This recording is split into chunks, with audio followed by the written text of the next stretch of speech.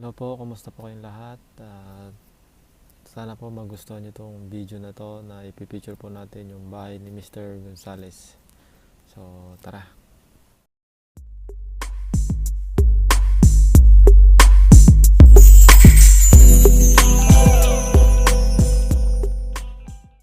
Kumusta po kayong lahat? Day Explorer po, OFW House Vlog. Bali, ang ipipicture po nating bahay ngayon is ang bahay ni Sir Rodel Gonzales. Siya po ay taga Pinaglabanan, Quezon, Palawan. Ang trabaho niya po ay isa siyang farmer at nangungontrata rin ng mga nagpapagawa ng bahay.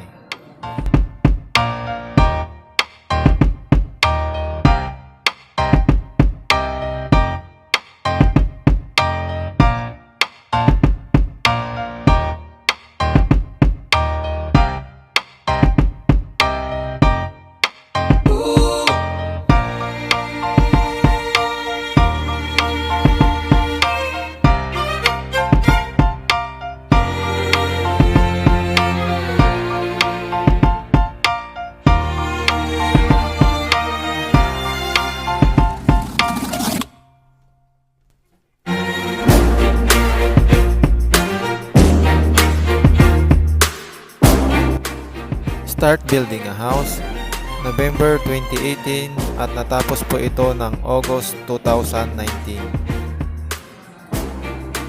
Ang sukat po ng bahay is 7 meters by 9 meters. Ito po ay may 2 kwarto, 4 na bintana at 1 toilet. Ang ginamit po ditong bubong is tile span color roof MATADOR red. At wood trusses po ang ginamit dito.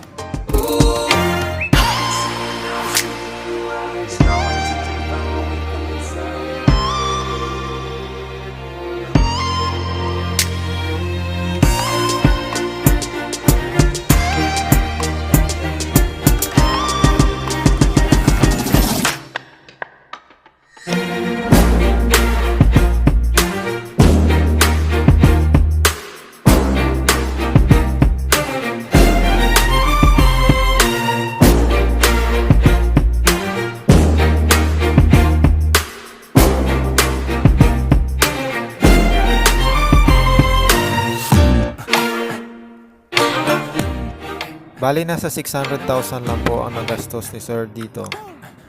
Sarili niya po kasi yung kahoy na ginamit sa mga trusses at siya na rin po ang nagplano nito.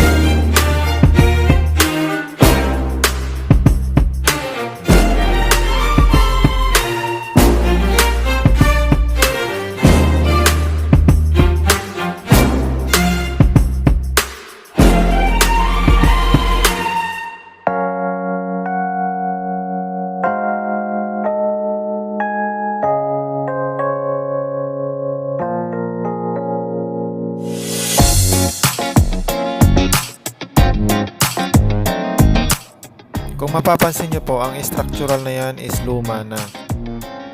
Yung structural na yan po is nabili lang ni Sir ng 120,000. At si Sir na ang nagpatuloy at gumawa ng lahat ng design nito. At siya na rin po ang kumuha ng kanyang tao na gumawa. Kaya talagang nakamura po siya.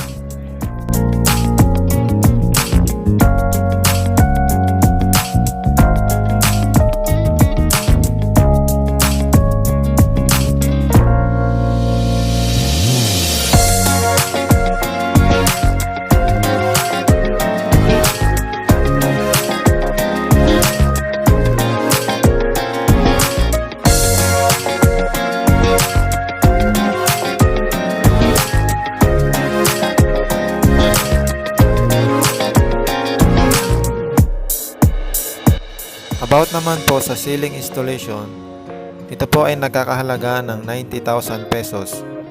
Kasama na po dyan ang labor at kasama rin po dyan gumawa si Sir. Ang sliding window po ay nagkakahalaga ng 25,000 pesos.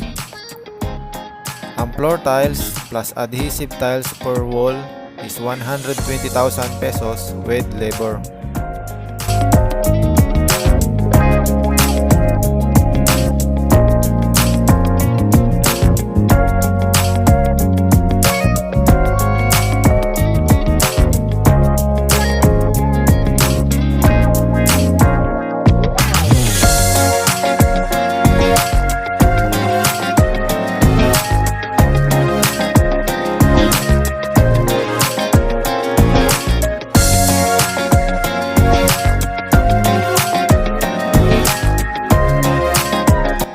Patuloy nyo lang po panoorin ang video na to para sa pag-install po ng mga tiles, pagpipintura po ng mga kisame, at kung gaano po kaganda ang kanyang mga kwarto at finishing ng kisame.